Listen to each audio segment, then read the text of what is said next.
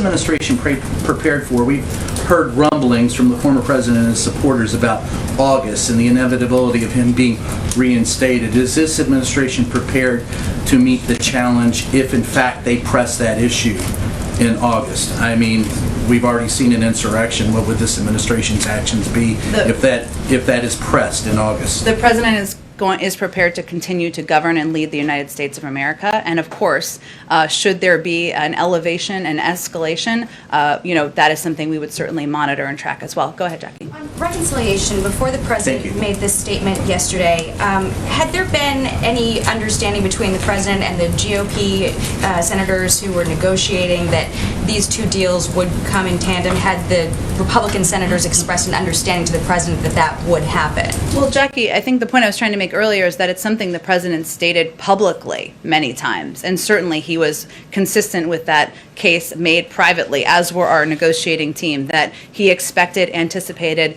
these initiatives would move forward on a dual track. And I would also note that when we say budget reconciliation, and just to make it like in human speak, what we're talking about here is a budget process that includes the American Families Plan, which is the president's idea he proposed. I don't think anyone expects that he was going to walk away from his own proposals. And the Republicans had expressed an level of understanding that that would happen. I'm not going to I'll let them speak for themselves, but again, the president said this, as we did multiple times publicly. And on reconciliation, what are the red lines and the must-haves, and is the same team working with Congress, Bichetti, Terrell, Deese, about the next steps in the reconciliation? Well, earlier this week, today's Friday, I think it was Wednesday, we did have a number of those individuals you mentioned, as well as Susan Rice was a part of the team, and there may have been one or two other people who went up to the Hill to talk about the budget reconciliation process. We're obviously at the early stages of that. There's a lot to discuss and negotiate, including among Democrats, so we'll let that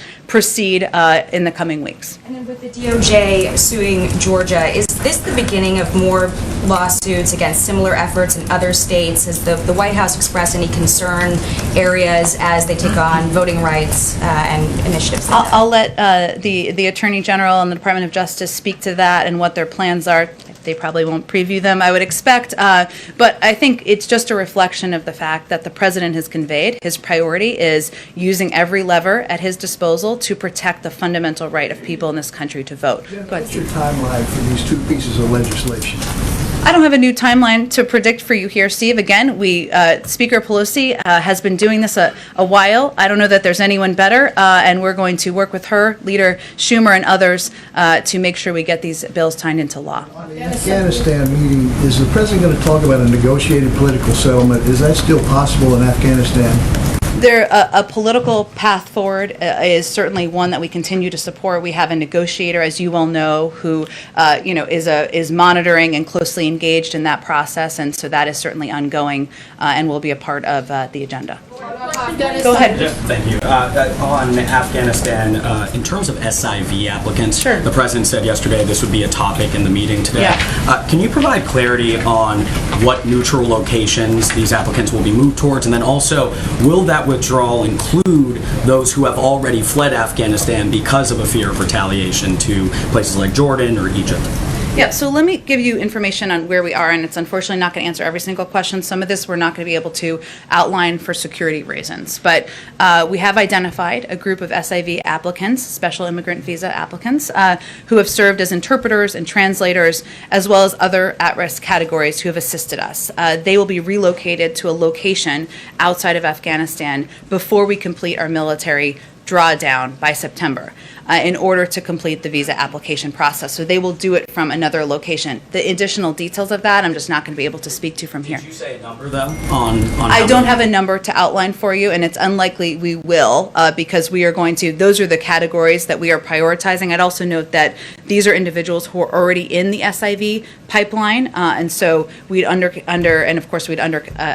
any relocation in full compliance with U.S. law. And just a follow-up. I know I've asked about this a good amount, but from my colleagues as well, we reported yesterday that the administration would lift Title 42 in a phased approach this summer. Does this summer look likely? And here's a new addition to that question. What will be the administration's plan once that policy is lifted? Will it be centered on deterrence? Will it be prioritizing restoring the asylum system? Well, first I would say on the second part that of course we want to restore the asylum system and we want to make it more operational. We want to make it more humane, and there's a lot of work we need to do after the disaster of the last 4 years on this front.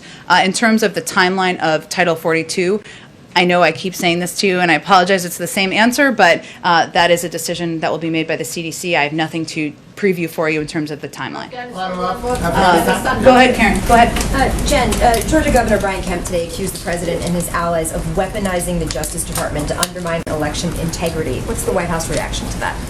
I would say if you have such a fear of making it easier and more accessible for people to vote, then I would ask you what you're so afraid of. Does the White House see the Justice Department as its only real way of going on offense against some of these sweeping efforts across the country to implement voting restrictions? That as opposed to legislation, right? No, we don't. That's a good question. I mean, it is an area where, of course, the Attorney General and some of the as you know, Kristen Clark, Vanita Gupta, some of the highest ranking officials in the Justice Department the president nominated and pushed for their confirmation have long records of advocacy, effectiveness, and work on these issues. So he certainly entrusts them with the work they're going to continue to do on this front. We are going to continue to fight for, battle for, work toward federal legislation. I know it does not seem easy at this time. Hard things, we do hard things. That's what we do here. But we're also going to continue to engage, and this is as it relates to an earlier question, with local activists, with local legislators. You've seen the vice president do a bit of this, engage with and work with them. We're going to fight this fight on many fronts, and certainly not the role that the Attorney General and the Justice Department may decide to take is one, but there are a number of other ways the president, the vice president, and our administration will be continuing to fight for voting rights. Go ahead, right in the middle. Today, on the anniversary of Shelby versus Holder, you have over 25 buses coming in between today and tomorrow on these freedom rides being led by Black Voters Matter. Has anyone from the administration spoken with them? I know that they're going to be holding a news conference later on today, but have you reached out to them?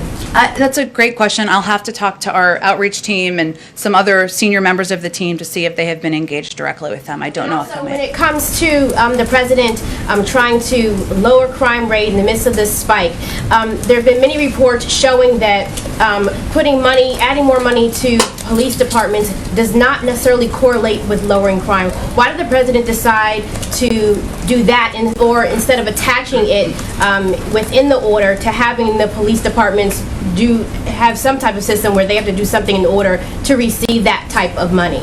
Well, first I would say that the president, and we saw some positive steps forward just yesterday on police reform in the negotiations. That's certainly a positive step. The president believes we need to do both.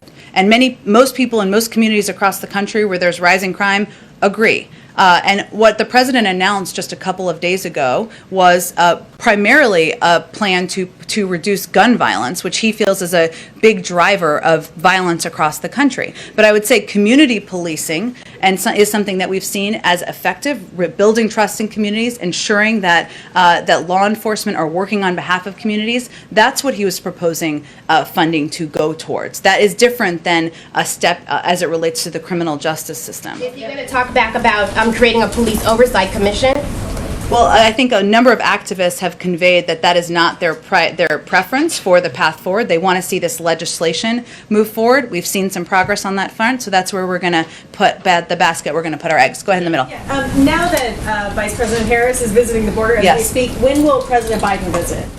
I don't have anything to predict for you or preview for you. As the president has said, the vice president said back in March she'd be open to visiting the border, and if it's constructive and moves the ball forward for the president to visit it, I'm sure he may. But we come with a bunch of people, as you all know. On voting rights, I just want to be clear. Are you saying that the White House had no contact with the Justice Department about this decision to move forward in Georgia? Is the Justice Department completely independent on this? No, I'm not. It's a priority to the president. And yes, of course, we are allowed to know. But it is. I was not meaning to convey that. But it is a decision made by the Justice Department to move forward. But clearly, a priority of the president to take action wherever we can in government to make it more accessible to vote for people across the country. Go ahead. Jen, let me go to her first and I'll go to you. Thanks, Jen. When you talk about engaging at the state level voting rights, what does that look like?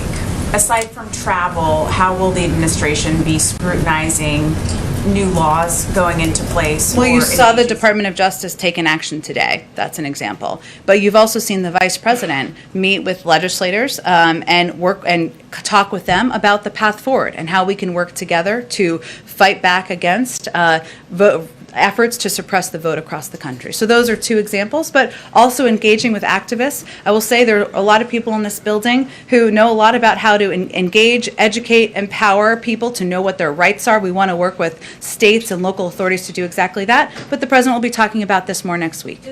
Does the administration believe that's making a difference in Republican-controlled state legislatures? We'll have to see. Go ahead. The president of Angola, President João Lourenço, was at the United Nations this week, and his main goal there, or his main focus, was to advocate to end the armed embargo that is going on in the Central African Republic.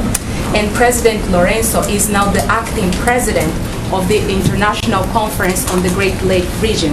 So he knows the area. He have done a lot of work to bring peace and security in this region. That's why he advocates strongly to end the embargo. But the United States wants to continue the embargo. Do you know what is the main reason, or what is the interest of the United States to keep the embargo on the Central African Republic? I'd really point you to our UN Ambassador, Linda Thomas Greenfield, or the State Department for that question. Go ahead. I just have one. I think we have to move on. Go ahead. Is there any situation in which the president would sign the bipartisan infrastructure deal without an accompanying reconciliation bill? The President fully expects and plans to sign both pieces of legislation into law. Okay. The end of the Supreme Court term is next week.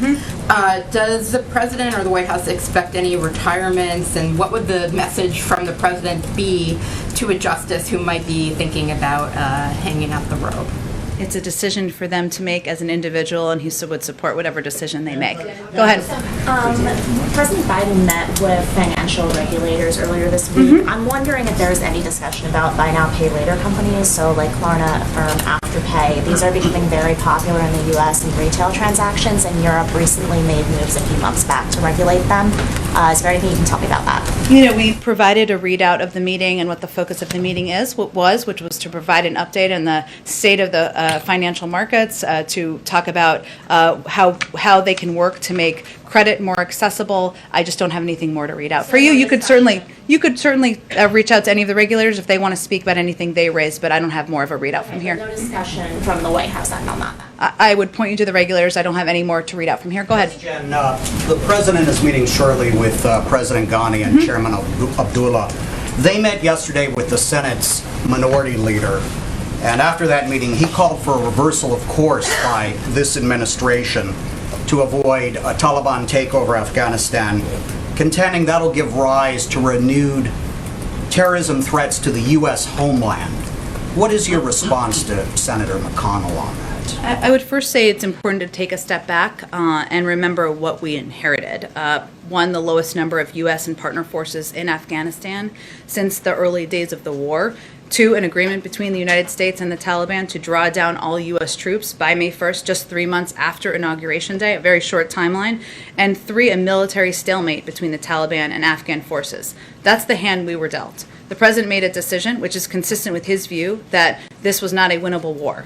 To bring the U.S. troops home after 20 years of fighting this war. And a big part of that decision was also around the fact that if we left our troops there, our troops would be at risk because the Taliban would be shooting them by May 1st. That's the basis of it. Are there challenges to it? Of course. Will we continue to be engaged, as is today is evidence of, with the government about how we can continue to provide humanitarian security support? Yes, we will. Will we have a presence on the ground? Yes, we will. But that was a decision the president made with all of those factors involved. Go ahead. Thank you. Good to see you again. Oh, hello, Goyal. How are you? Thank you. Good to see you again. Good to see you. Quick two questions, please. One on U.S.-India relations, of course. Prime Minister Modi have spoken with President Biden a number of times. And have they, at the level of moving forward U.S.-India relations now between the two of them, and as far as the vaccine is concerned, and where do we stand? Well, I would say, Goyle, that India is an incredibly important partner to the United States in the region and globally, and we work with India on a range of issues, as you well know, economic, strategic, security, and the United States certainly took a range of steps as India was at the early stages of dealing with a rise in the pandemic to help provide a range of assistance, and we will continue to do that moving forward. Go ahead. I'm sorry, Goyle, we're going to run out of time, so I just want to get to as many people as possible. Go ahead. On the border things. Sure. Texas Governor Greg Abbott released a statement saying that he would have preferred the vice president went to the Del Rio sector or the Rio Grande area. Any response to that? And secondly, was there any communication between the vice president's office that you can tell us about with the governor's office about a potential meeting? A meeting with the governor? Between the vice president and the governor. I am happy to check with them and see if there was or if that was ever a part of the plans, and I'll get back to you on that. To his criticism about where she went today. Well, I would say the purpose of the vice president's visit, as we've outlined, was to, she's long said she would be open to visiting the border. She's doing that with Secretary Mayorkas, who oversees the border and has helped lead a range of progress there that we've seen over the last couple of months. And there certainly is a connection between the important work the vice president's doing in the Northern Triangle, where we've also seen a reduction in migration of unaccompanied children since March and since April. So that's the purpose of their visit. In terms of direct consultation with the governor, I'm happy to check and see if there's more I can read out for you. Go ahead in the middle, in the back. Thanks. Yeah, go ahead, and then I'll go to you right in front of me. Go ahead. On the governor's, the meeting with Western governors next week, can you tell us anything about which governors are invited, what we can expect to come out of that meeting? And then specifically, the president mentioned he was surprised at just how little federal wildland firefighters are paid. What would the administration do about that? Well, one, we could pass a federal minimum wage, which would represent a higher wage than it seems the firefighters are getting. But certainly he will continue to advocate for additional support and assistance for the men and women serving as firefighters around the country. Let me give you a sense of the governors coming. So